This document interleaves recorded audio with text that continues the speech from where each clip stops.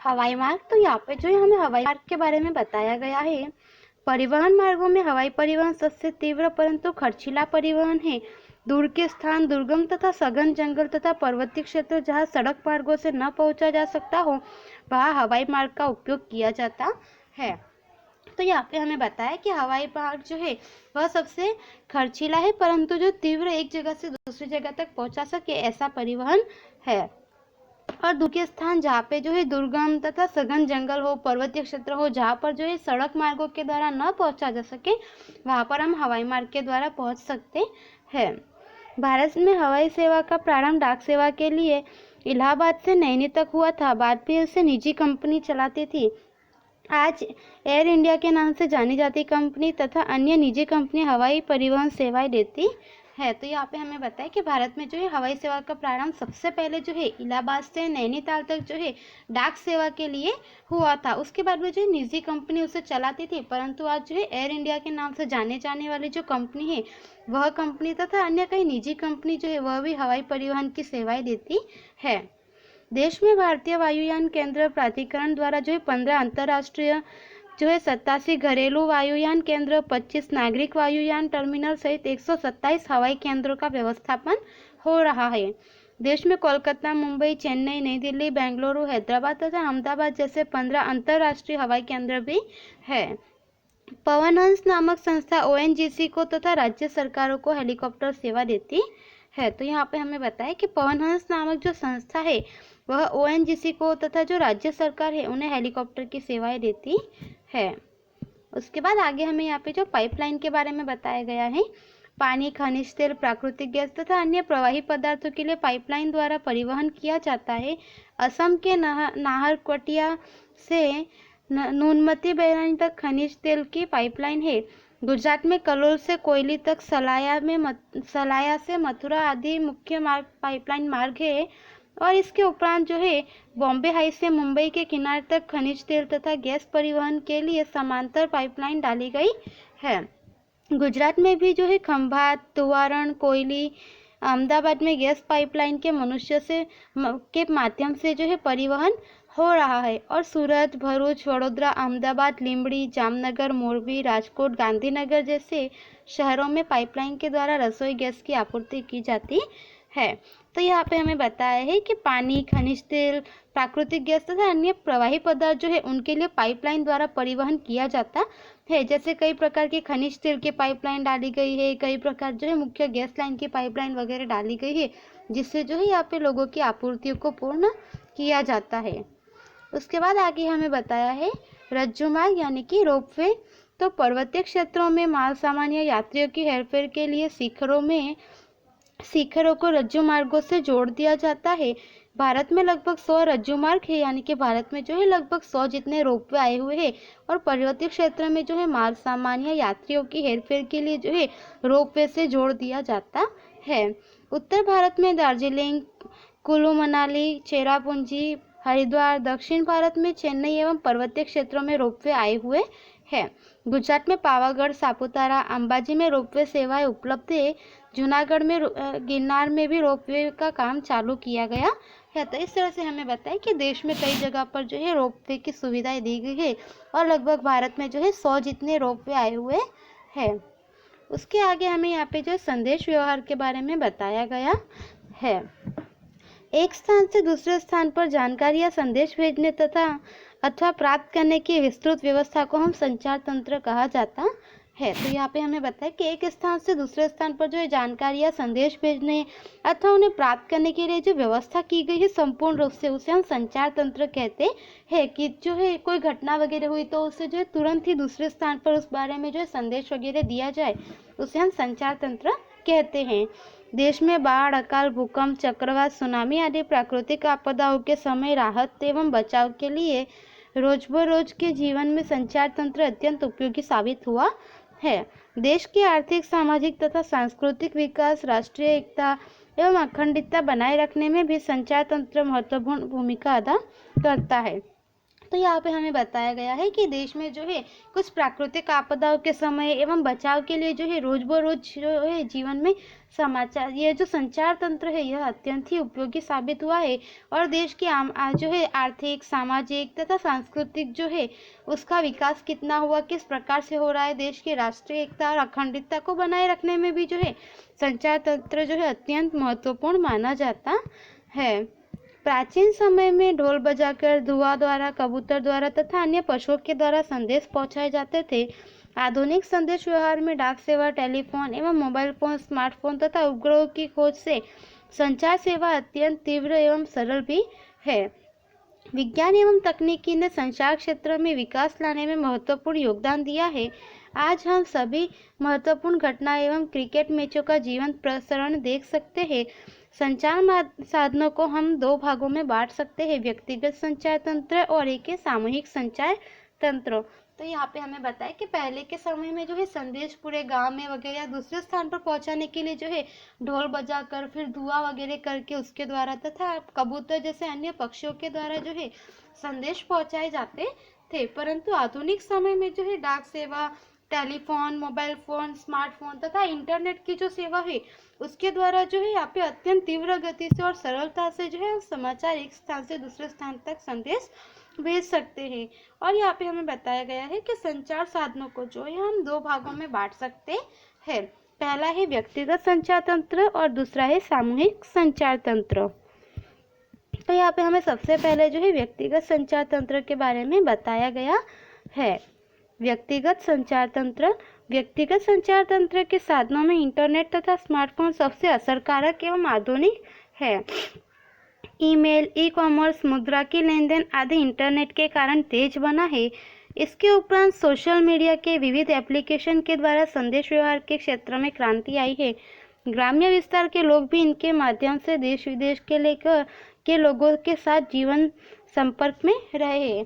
तो यहाँ पे हमें बताया कि व्यक्तिगत संचार तंत्र के साधनों में जो है इंटरनेट तथा स्मार्टफोन एवं यह जो है सबसे असरकारक आधुनिक है। ईमेल, ई-कॉमर्स, मुद्रा के लेन देन आदि जो है इंटरनेट के कारण तेज बना है। इसके उपरांत जो है सोशल मीडिया के विविध एप्लीकेशन जो है उनके द्वारा भी जो है संदेश व्यवहार के क्षेत्र में क्रांति आई है और जो है ग्राम्य विस्तार के लोग इसके माध्यम से जो है देश विदेश के लोगों के साथ जो है जीवन संपर्क में रहे हैं। उसके बाद है सामूहिक संचार तंत्र। तो समूह संचार में भी दो माध्यम है, मुद्रित माध्यम जिसमें कि समाचार पत्र, डाक पत्रिका और दूसरा है इलेक्ट्रॉनिक माध्यम जिसमें कि आकाशवाणी तथा दूरदर्शन का समावेश होता है। तो यहाँ पे हमें बताया कि सामूहिक संचार तंत्र जो है इसके भी दो माध्यम है। पहला है मुद्रित माध्यम जैसे कि जिसमें जो डाक सेवा, पत्रिकाएं, समाचार पत्र या मैगजीन्स वगैरह जो है इस सब का उपयोग होता है कि जिसे हम जो पढ़ सकते हैं। दूसरा है कि इलेक्ट्रॉनिक माध्यम जैसे कि जो टेलीफोन, टेलीविज़न, दूरदर्शन तथा आकाशवाणी, रेडियो वगैरह जो होते हैं इनका समावेश इलेक्ट्रॉनिक माध्यम में होता है जिसे हम सुन भी सकते हैं जैसे टेलीविज़न को और देख भी सकते हैं। प्रसार भारती देश का स्वायत्त प्रसारण निगम है। आकाशवाणी तथा दूरदर्शन इसके मुख्य भाग है। देश में आज आकाशवाणी के 415 स्टेशन है। इसके द्वारा 23 भाषाओं में कार्यक्रम प्रसारित होते हैं। दूरस्थ क्षेत्रों में इसका उपयोग सरलता से हो सकता है। प्राकृतिक आपदाओं के समय यह महत्वपूर्ण संपर्क साधन बन जाता है। दूरदर्शन उपग्रहों के माध्यम द्वारा समाचार, मौसम के तथ्यों की जानकारी तथा शैक्षणिक एवं मनोरंजन के कार्यक्रम करते हैं। आज देश में अनेक निजी चैनल्स भी दूरदर्शन की तरह कार्यक्रम प्रसारित करने लगे हैं।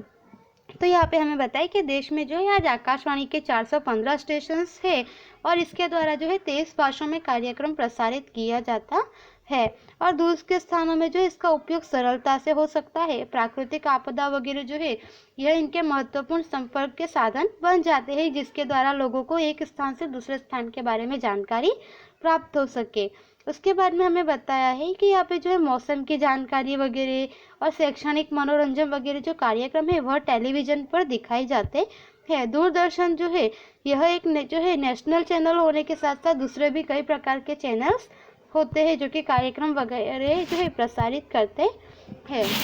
उसके बाद में हमें यहाँ बताया है उपग्रह संचार।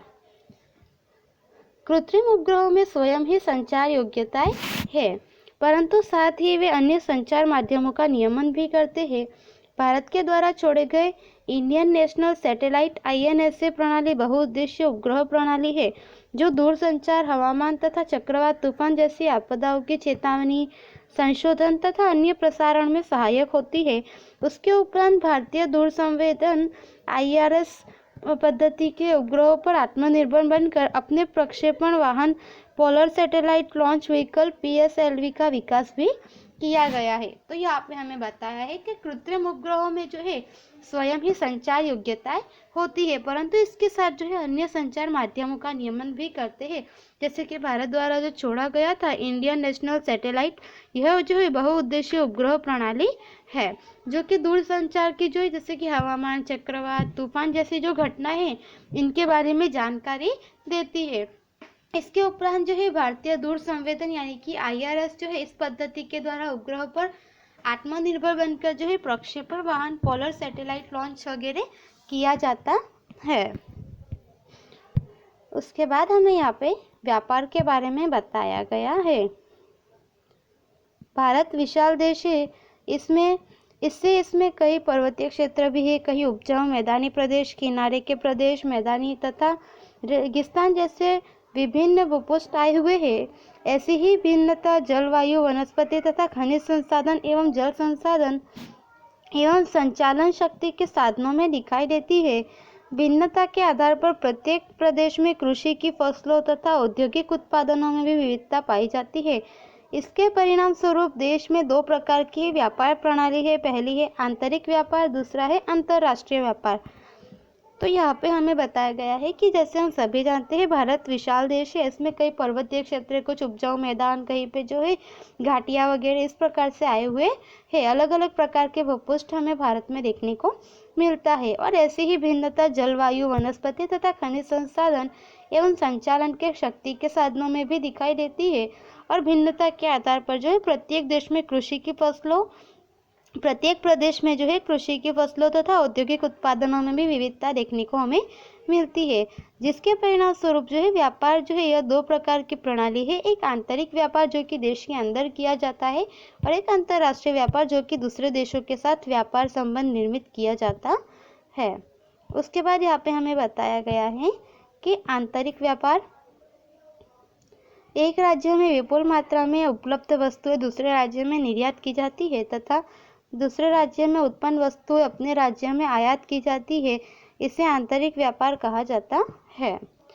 तो यहाँ पे हमें बताया कि एक राज्य में जो अधिक मात्रा में उपलब्ध वस्तु है वह दूसरे राज्यों में निर्यात की जाती है तथा दूसरे राज्यों में जो उत्पन्न की गई वस्तु है वह अपने राज्य में आयात की जाती है, दूसरे राज्य से मंगवाई जाती है।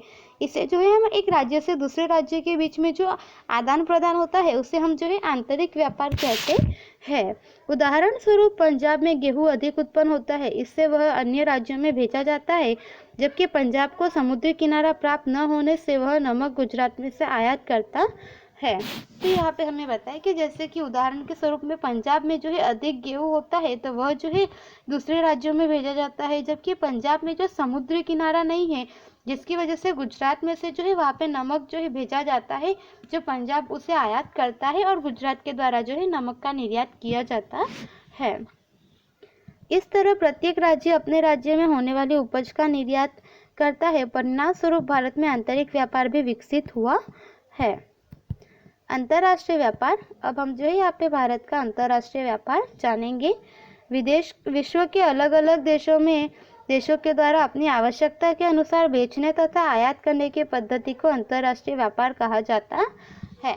तो यहाँ पे हमें बताया कि विश्व के अलग अलग देशों के द्वारा जो है अपनी आवश्यकता के अनुसार बेचने तथा आयात करने की जो पद्धति होती है कि हमारे देश में किसी चीज वस्तु का उत्पादन अधिक है तो वह हम दूसरे देशों में निर्यात करते हैं तथा हमारे देश में जिन चीज वस्तु का उत्पादन कम होता है तो वह जो है दूसरे देशों से आयात करते हैं, तो उसे जो है हम अंतर्राष्ट्रीय व्यापार कहते हैं।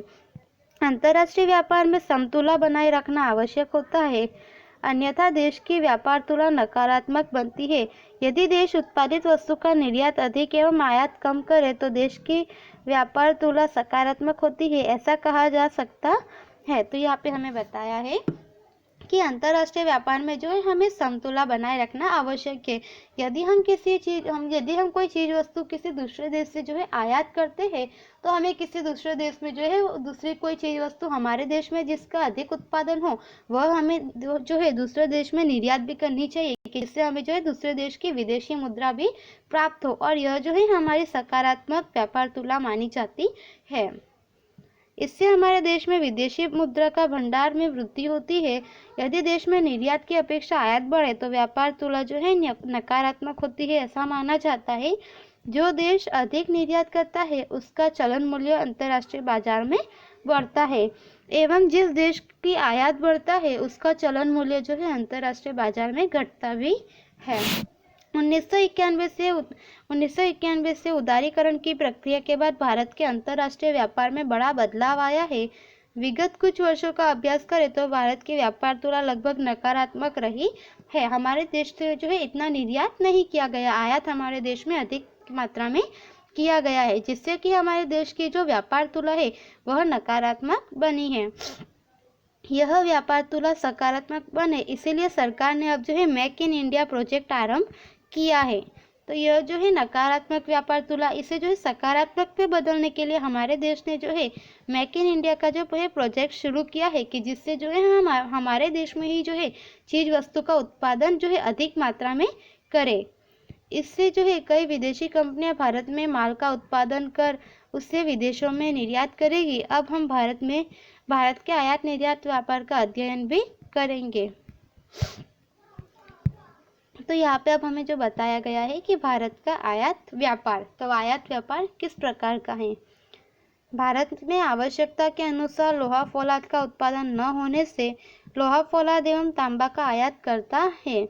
पेट्रोलियम, खनिज तेल तथा लुब्रिकेंट पदार्थ की मांग परिवहन एवं मशीनों को गतिशील रखने के लिए अधिक है, इससे इसका भी आयात करते है। तो यहाँ पे हमें बताया कि हमारे देश में जो है कुछ चीज वस्तु का उत्पादन होता है, परंतु वह जो है हमें जितनी आवश्यकता है उतनी मात्रा में नहीं होता। जैसे कि लोहा, तांबा वगैरह जो है यह हमारा देश दूसरे देशों से आयात करता है, और जो टेक्नोलॉजी वगैरह जो मशीन वगैरह होती है उन सबको गतिशील रखने के लिए जो खनिज तेल, पेट्रोलियम जैसे कुछ पदार्थों को जो है उसका भी हम जो है आयात करते हैं। मशीनें, मोती एवं कीमती पत्थर, खाद्य तेल आदि की विदेशों में से आवश्यकता अनुसार आयात करते हैं। हम संयुक्त राज्य अमेरिका, जर्मनी, रूस, म्यांमार, ईरान आदि देशों से आयात करते हैं।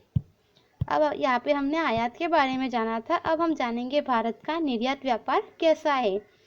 भारत देश की कुछ वस्तुएं देश में महंगी न हो इसलिए उत्पादन के कुछ भागों का निर्यात करने को छूट देता है। कुछ वस्तुओं के कच्चे माल का आयात कर उसमें से उत्पादित वस्तुओं का हम पुनः निर्यात करते हैं। भारत के मुख्य निर्यात में कच्चा लोहा एवं खनिज, इंजीनियरिंग सामान जैसे कि साइकिल, पंखे, सिलाई मशीन, मोटर, रेल के डिब्बे तथा कंप्यूटर सॉफ्टवेयर का समावेश होता है। तो यहाँ पे हमें बताया कि भारत देश की कुछ वस्तुएं जो है देश में महंगी न हो इसलिए जो है उत्पादन के कुछ भागों का निर्यात करने की छूट दी जाती है, जिससे कि जो है हम कच्चा माल जो है वह आयात करते हैं किसी दूसरे देश से, परंतु उस पर जो है कुछ प्रक्रिया करके उसे जो है हम नया रूप देकर उसको उत्पादित करके जो है उसका हम पुनः फिर से निर्यात करते हैं। तो भारत के मुख्य निर्यात में जो है लोहा, खनिज, इंजीनियरिंग सामान, साइकिल, पंखे, मोटर, कंप्यूटर सॉफ्टवेयर जो है इन सब का समावेश होता है। इन सब चीज वस्तुओं का जो है भारत जो है निर्यात करता है। रसायन एवं उससे संबंधित वस्तुएं, रत्न, आभूषण, चमड़ा तथा चमड़े का सामान, सूती कपड़ा, मछलियां एवं उत्पादन, हस्तकला की वस्तुएं, चाय, कॉफी, पटसन की चीज वस्तुएं, तैयार किए कपड़े का निर्यात भी करते हैं। तो यहाँ पे हमें बताया कि हमारे देश से किन किन चीज वस्तुओं का निर्यात होता है। तो विद्यार्थियों यह हमारा पाठ जो है यहाँ पे पूरा होता है। आपको यह स्वाध्याय दी गई है जो नोटबुक में लिखनी है। धन्यवाद।